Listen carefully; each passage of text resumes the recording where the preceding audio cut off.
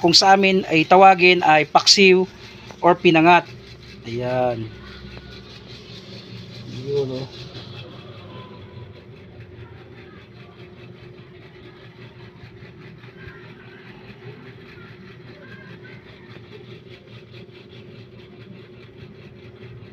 So, parts ng bahaw nito mga lodi. So, salamat. Hanggang dito na lang tayo mga lodi.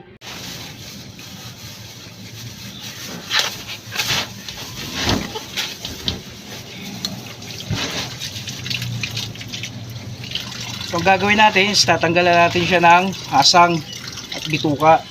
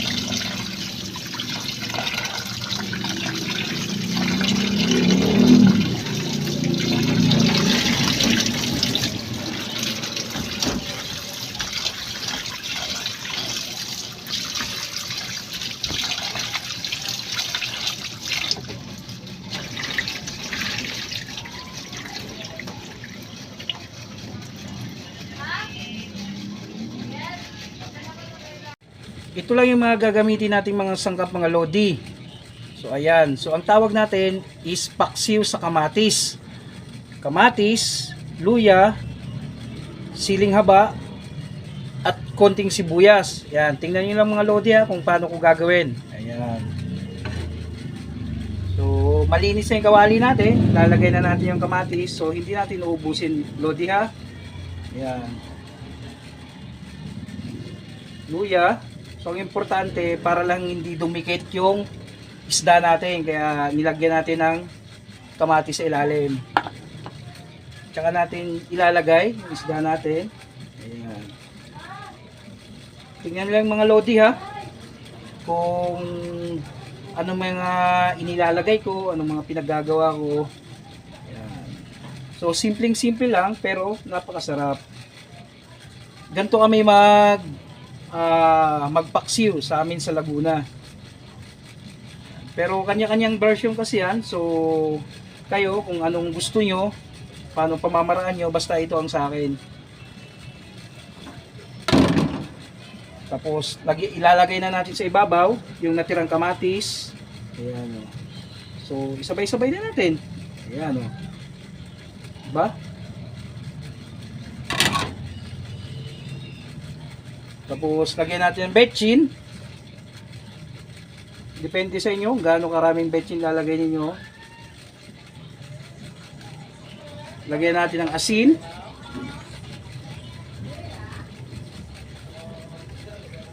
Tapos ayan, kinuntihan ko lang muna, tapos mamaya kung matitikman ko na, para dadagdagan ko na lang kung anong kulang, asin ba or betchin. Tapos maglalagay tayo ng konting suka.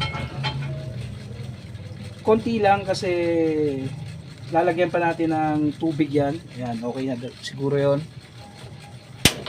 Apoy.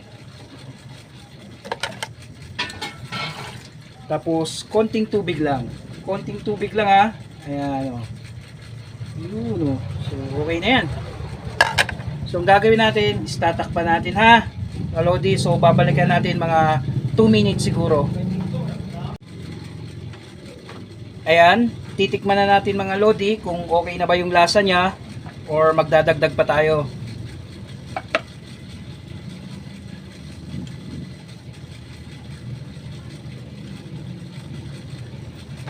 Titikman natin ha. para sa akin, okay na.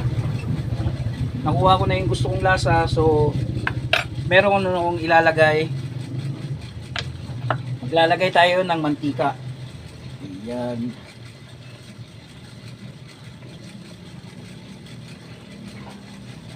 Mas masarap sana to kung merong halong taba ng baboy. So, alam mo yon, wala kasing nabibiling taba lang ng baboy dito. Ayan. So, napaka malinamnam talaga. So, ngayon, tatakpan natin uli. Hintayin natin na medyo tumuyo siya konti bago natin haunin. So, ayan na mga lodi. So, meron palang nakalimutan, no? So, maglalagay tayo ng konting sili lang. Ayan, para may konting anghang. Ayan. Kasi masarap yung may konting anghang.